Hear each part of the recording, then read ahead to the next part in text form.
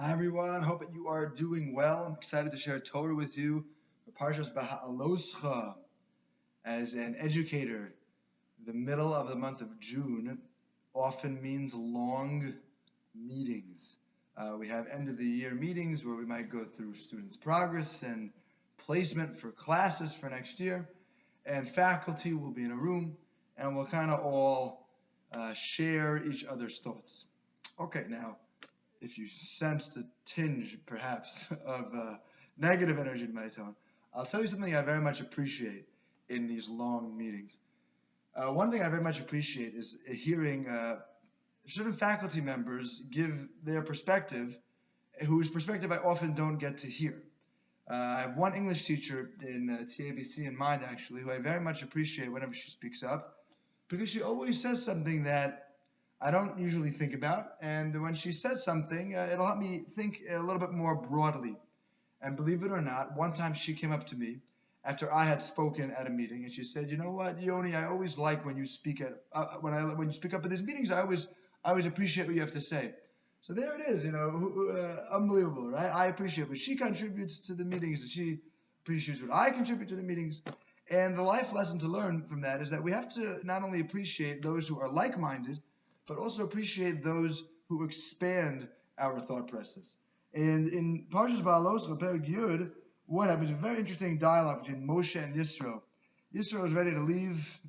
So long, not going to go to Eretz Yisrael.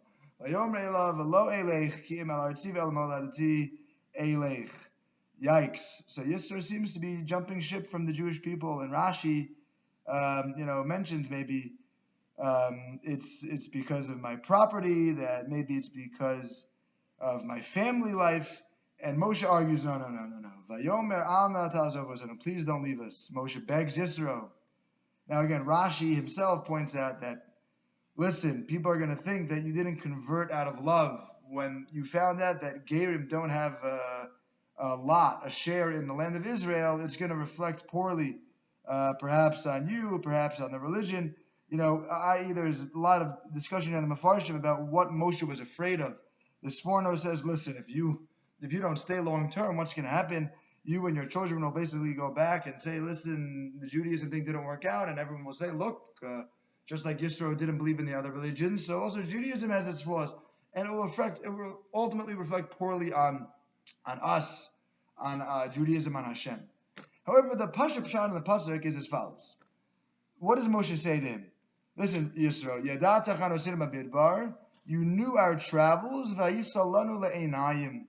You have been our eyes. It's a very interesting thing to say. You have been our eyes. What did Moshe mean by that when he told Yisro, you have been our eyes?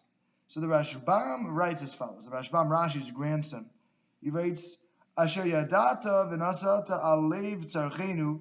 You looked at our encampments and you actually gave your advice. We know that Yisro helped Moshe reorganize the judicial system. So ultimately, Yisro, you gave us good advice. And to me, Yisro is the person who helps Moshe think more broadly. And Moshe therefore argues to Yisro, I need you. Because all the while that you're not here, I think like this. I'm an in-the-box linear thinker. And with you, Yisro, I'm an out-of-the-box thinker. I can think on a broader scale.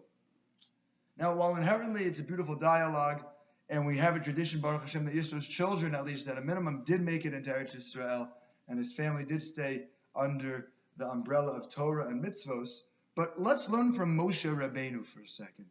Moshe Rabbeinu teaches us a valuable lesson. Moshe did not only appreciate Yehoshua and Aaron, who were like-minded and subservient to Moshe, who may have learned Torah with him and challenged him within the classical analysis of Torah, but Moshe also appreciated Yisro, who maybe argued to Moshe, let's rethink a lot of things from scratch. And that's what we need to do in life as well. Not only embrace those who are like-minded, who we can granted argue on a more limited scale when we ultimately see eye to eye, but let's also appreciate maybe those who help us think differently completely and really broaden our horizons. We should all be zocheh to continue to learn from one another. Have a wonderful Shabbos.